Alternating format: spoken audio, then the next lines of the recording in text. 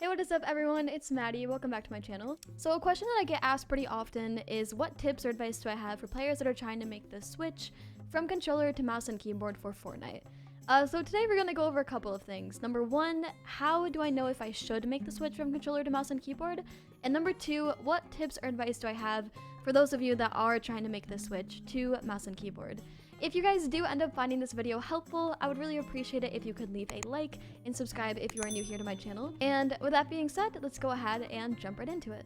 So the first question that we're going to address is, how do I know if I actually should make the switch from controller to mouse and keyboard for Fortnite? So for me, this was kind of an easy question to answer. I feel like I hit my skill cap pretty early on in my Fortnite career where I was no longer improving after that. Personally, I feel like my builds are kind of choppy, they weren't really smooth. I just felt like I wasn't naturally a very great mechanical player on controller. I kind of struggled, I just could never execute things properly. Like, I could picture something in my head of a play that I would want to make, like an edit play, a build play, but I would never be able to properly execute it because I feel like my hands just could not move quick enough.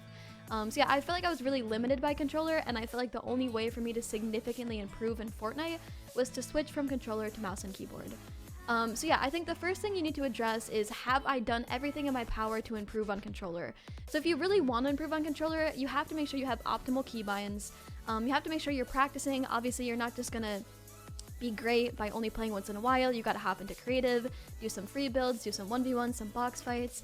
Really have to practice. And then the last thing is to maybe consider switching to a scuff controller or switching to a claw grip rather than a traditional grip on a controller.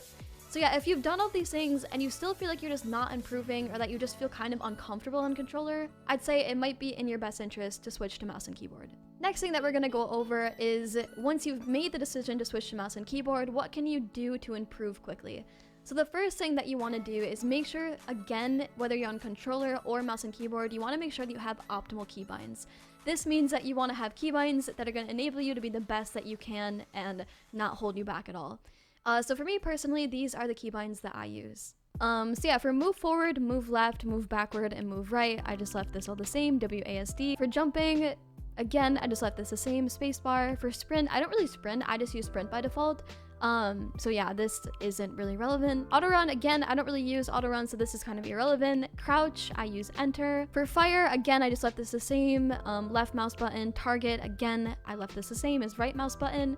Reload, I have R. Use, I have E. For the weapon slots, this is where it really starts to get interesting. So I'm pretty sure Tifo uses these keybinds as well. For harvesting tool, I use 1, weapon slot 1, I use 2, and then so on and so forth. So these keybinds might not be ideal for you if you have small fingers, or if you don't really have a long reach. You might want to consider using other keybinds. But for me, these keybinds just worked very, very well. Crouch while editing, again, you just want that to be whatever your crouch button normally is. For wall and stairs, I have 2 buttons on the side of my mouse. I use the Cape Town Final Mouse. And for the one closest to me, I use that for my wall, and then the one further away from me, I use ramp. I use that for ramp. For my floor, I use Q. For roof, I use V. Trap, I use T. To place building, I just left this the same, left mouse button. Repair upgrade, I use H. Rotate building, I unbound this. I don't know about you guys, but I absolutely hate when I accidentally rotate my builds during a gunfight. Change building material, again, I'm pretty sure that's just the default is right mouse button. For edit, I use F, and then this is very important. If you're looking to switch to mouse and keyboard, you definitely want to use scroll wheel edit reset. Basically what scroll wheel edit reset is, instead of pressing F and then resetting an edit and then pressing F again, you can just scroll your mouse button up and then the build automatically resets the edit. So in order to do that, as your second little slot here, your second bind for building edit, you want mouse wheel up. And then for reset building edit, you want that to also be mouse wheel up. So then when you walk up to a build that you want to reset the edit, instead of just doing your normal edit and then resetting it and then confirming the edit, you just slide up your mouse button and it'll automatically reset the edit. This is a really, really nice feature to have, and I wish I would have started using this sooner. So when you're picking your keybinds, this is a really, really important part in getting used to mouse and keyboard. A big mistake that I see a lot of players make when they're first switching from controller to mouse and keyboard is that they start off with binds that aren't really great, keybinds or settings that aren't really ideal. So then they get used to those binds, and then it takes them even longer because they have to break this bad habit of using bad keybinds or using bad settings and then relearn optimal binds or optimal settings. So yeah, from the very beginning, you really want to start off with optimal keybinds and optimal settings. Similarly, for my sensitivity, I play on 800 DPI, 8% x-axis sensitivity, 8% y-axis sensitivity, 30% targeting sensitivity, and 60% scope sensitivity. So this is another thing. Another mistake I see a lot of players make when they first switch to mouse and keyboard is that they start playing on a really, really high sensitivity. So I think a good place to start would be roughly in the middle, like I have 800 DPI, 8% sensitivity, and then change it over time to fit your preference, or however you're comfortable playing. You might end up making it a little bit higher, a little bit lower, but I think probably 800 DPI, 8% sensitivity would be a really good place to start. So once you've found some keybinds and settings that work best for you, the next piece of advice that I would give you is to incorporate a lot of variety into your practice routine. I think a common misconception is that you have to strictly play creative maps before you can hop into pub games, or else you'll just never improve. But I feel like what worked best for me was, like I said, incorporating a lot of variety into my routine. In case you guys don't know where to start, I'm gonna put together a little practice routine for you guys. So the first thing that you want to do for the day is hop into some sort of aim trainer. Me personally, I use Kovacs. If you don't know what Kovacs is, basically Kovacs is a $10 aim trainer. So basically, you just shoot at targets all day. It's kind of boring, but I feel like it really helps a lot. If you don't have $10 to spend, that's totally okay. There's tons of free aim trainer creative courses in Fortnite itself.